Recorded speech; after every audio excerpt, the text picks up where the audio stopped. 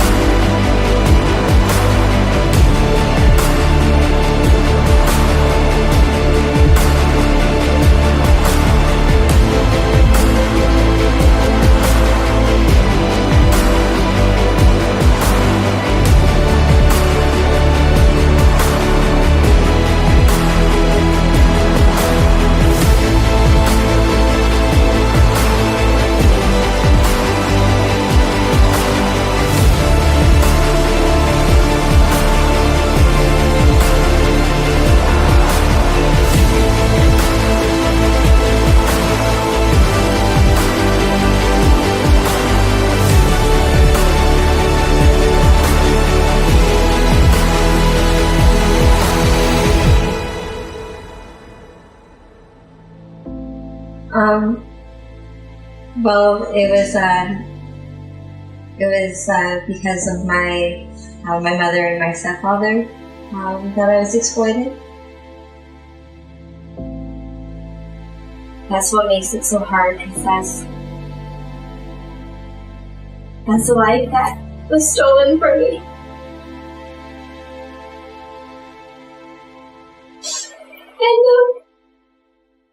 And it was a good life.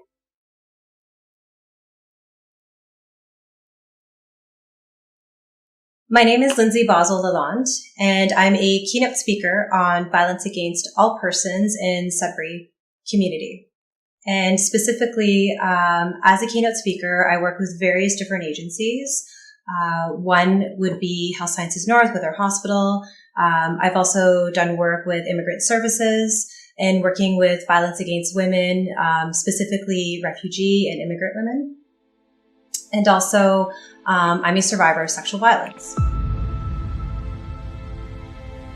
Looking at the topic in human sex trafficking specifically, under the umbrella of sexual assault and under the umbrella of violence against women, 1 in 3 women in Canada have experienced some form of sexual violence in their lifetime. This being said, looking at the statistics and looking at the human sex trafficking, we have at least 80%, according to the Canadian Women Foundation statistics. So 80% of women who have been identified or disclosed sexual violence have been trafficked, and 80% are girls. Second to drug trafficking, human trafficking is the world's fastest growing criminal enterprise. Why is this so? Victims are sold and sexually exploited over and over again with little risk to the traffickers, and the profit margins are high. Human trafficking takes several forms. However, the focus today will be on the abuse, control, and sexual exploitation of another person.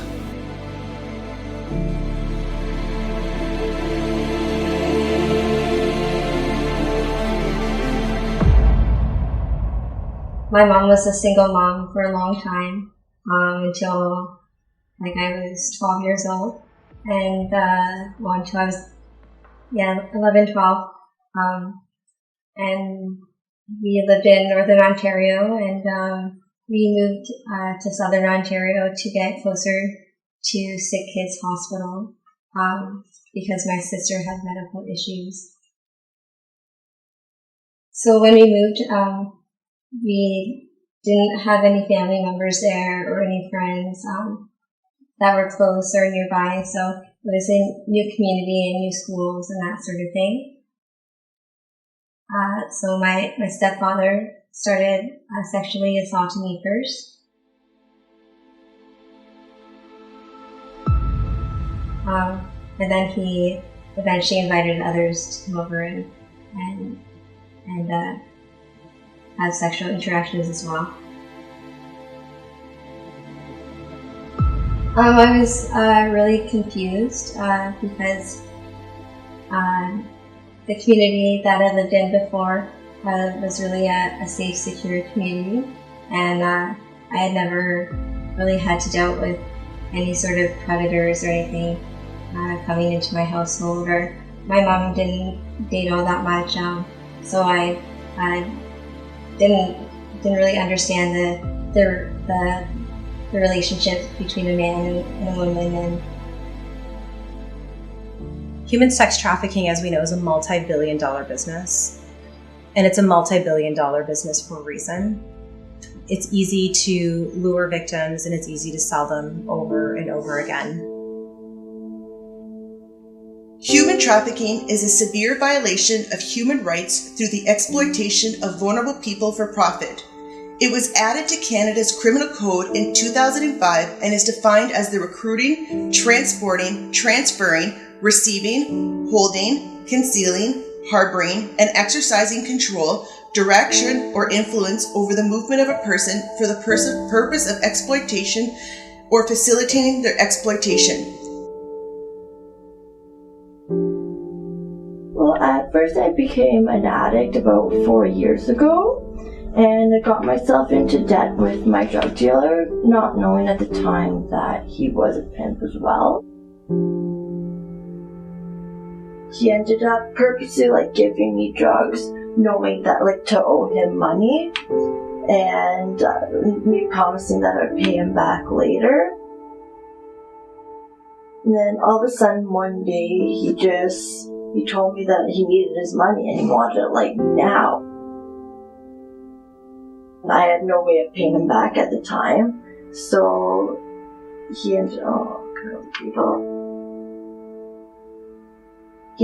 putting me up on Backpage at the time and told him to pay him back that way. So he told me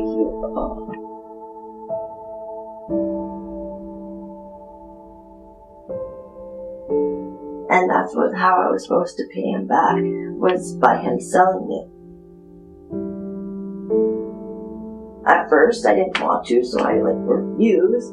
But then he started threatening me and my family, and he literally took all my stuff because I had clothes there and everything. He took all my stuff and he was beating me and anything until I would pay him off. So at that point I didn't really have a choice.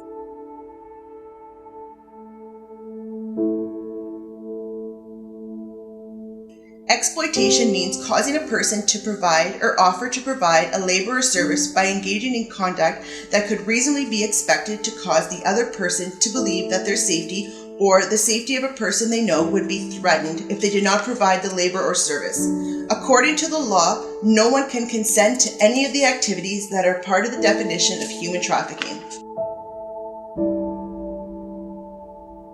10% of cases, of sexual assault cases that are reported to police, teachers, maybe family members, and also maybe to community services. And out of the 10% of those cases that are reported, 1% is what goes through our court system.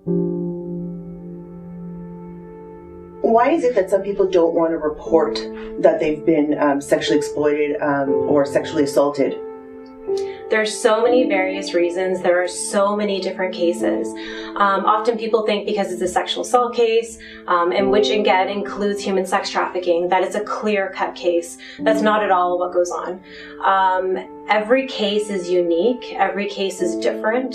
And what often happens is when victims report violence, it feels as though that often the victim that comes forward feels as though they're being re-victimized, depending on maybe questions, and also during the court cases. During court, they may feel as though they're being put on trial as opposed to the perpetrator or the offender. It also blurs those boundaries when we look at the difference in language. So when we talk about human sex trafficking, and then we have sex work. So sex work, for example, is someone who voluntarily chooses to do that work, which means they choose their clients, they choose the environment, they choose the hours of work, and most importantly, they handle their own money, and they can choose to leave or exit if that's what they would like. And then when we look at human sex trafficking, they're forced to do the work. They have no control over clients. They have no control on when they work. They have no control over the environment, and they absolutely do not handle money or very, very little of it. I noticed a lot of people think and look at sex trafficking and sex work as the same thing. I'm glad you really showed that there is a major, huge difference between the two of them, because people need to recognize that.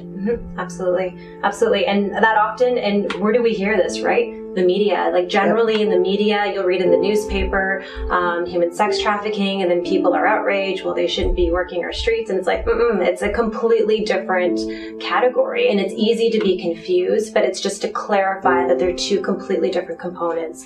One is power control, which is human sex trafficking.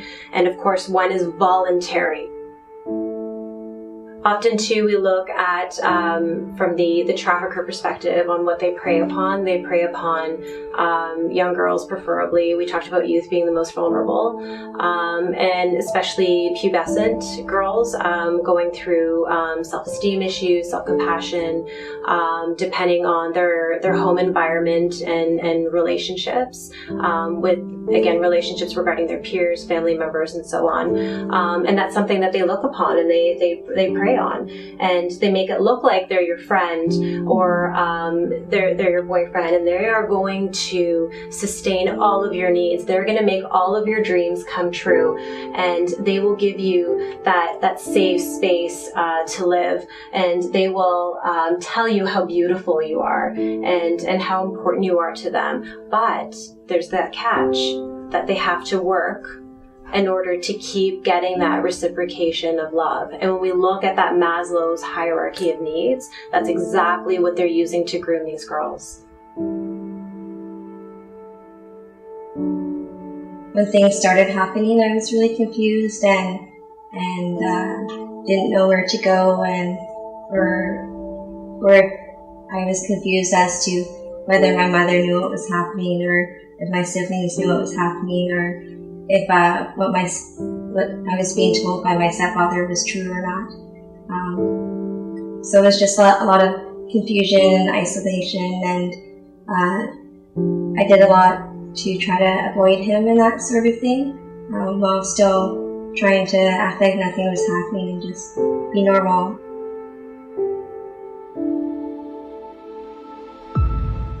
We met my stepfather shortly after I turned 12. And he started exploiting me to other men within a year. And he exploited me that way for a few years. And then afterwards, my mother would refuse to be involved in any sort of sexual interactions or assaults. So, but at the same time, we all felt trapped and isolated, and that we couldn't go anywhere that would be safe, that if we went somewhere that everyone would be prosecuted or affected, in a negative way. So I let my stepfather continue to assault me so that he would leave the rest of my family alone. According to Criminal Intelligence Service Ontario, in 2014, approximately 16,000 people were trafficked in Canada. However, only 206 of these cases were reported to the police. Of all human trafficking in Canada, approximately 90 to 93% of all human trafficking victims, they were female. 63% of the victims are between the ages of 15 and 24. And for those accused of human trafficking, 83% of those people are men. The Greater Sudbury Police Service established a counter-sexual exploitation strategy that outlines victim-focused and victim-centered approach to all types of sexual exploitation. The core operating principle of the counter-sexual exploitation strategy is the safety and well-being of those involved in sex work, or those being abused, controlled, or sexually exploited and victimized by human trafficking. Our collective goal is achieved through 4 integrated pillars of the counter-sexual exploitation strategy.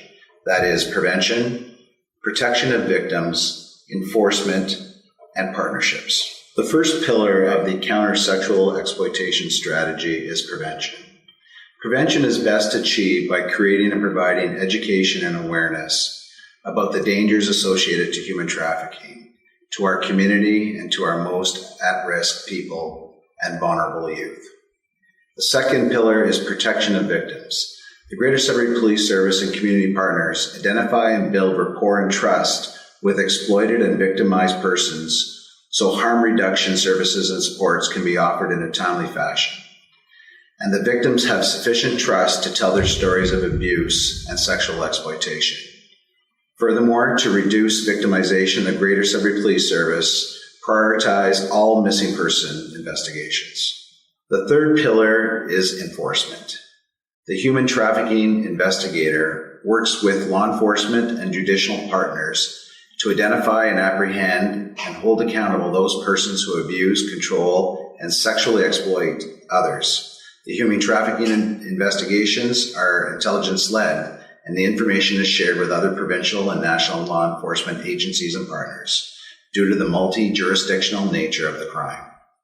Partnerships is the fourth pillar. Partnerships are critical and essential when successfully caring for and supporting victims of human trafficking and for identifying and criminally charging the offenders responsible. Strong community partnerships provide the victims with the best care and support. Community partners can also provide essential services to assist victims in the recovery process and to provide healthier lifestyle choices for the future. In 2017, the Greater Sudbury Police Service established a new organizational position dedicated to human trafficking investigations. Internally, our human trafficking investigator works closely with our missing person coordinator and is supported by members of our integrated crime team. Externally, our human trafficking investigator works collaboratively with many community partners who can best offer supports and services to our victims. What makes human trafficking crimes so despicable and so evil is that the exploiter has no empathy for their victims. And because this human violation is so unthinkable, most communities think that this is a crime that occurs somewhere else. The reality is that human trafficking is occurring in Sudbury.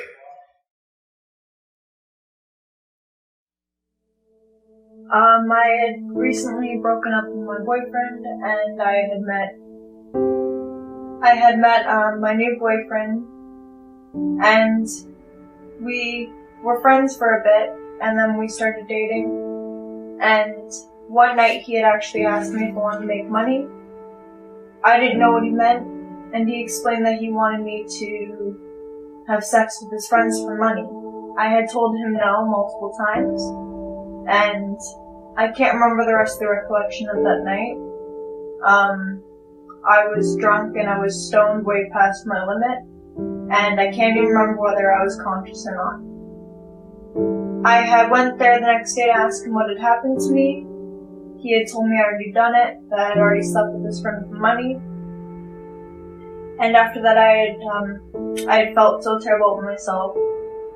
I felt like I was nothing more than just a whore. Something that can be bought and sold. I wasn't worth anything. And it kept getting deeper and deeper into it. And I hated myself so much. I had started cutting myself. I popped pills. I drank. I smoked weed. I mixed all of that together just to numb any sort of feeling I was feeling at any point in time, to do what I had to do. Actually, I thank one of the clients I had worked for because he gave me the sliver of hope when he said I didn't deserve this, when I wasn't numb enough, and I cried for him. So you credit him, like, that he gave you this hope and told you you're better than this, and that I deserved more yet. That's exactly what went on. if you could give a message to the young girls right now that are going through this, what would you say to them? I would say to them that you're not alone. That you may think of yourselves as whores and sluts and you're worth nothing, but that's not true. You're still a person. There's no price tag on you. It's just what someone has given you and made you feel like you're worth, but you're worth more than that. There is no price tag on a human life. Everyone is priceless. Human trafficking is where you take someone and you hang a tag around their neck. And it's a simple price. Whether it's 50, it's 100, it's a simple price tag. You've totally degraded that person, there's nothing left to them actually.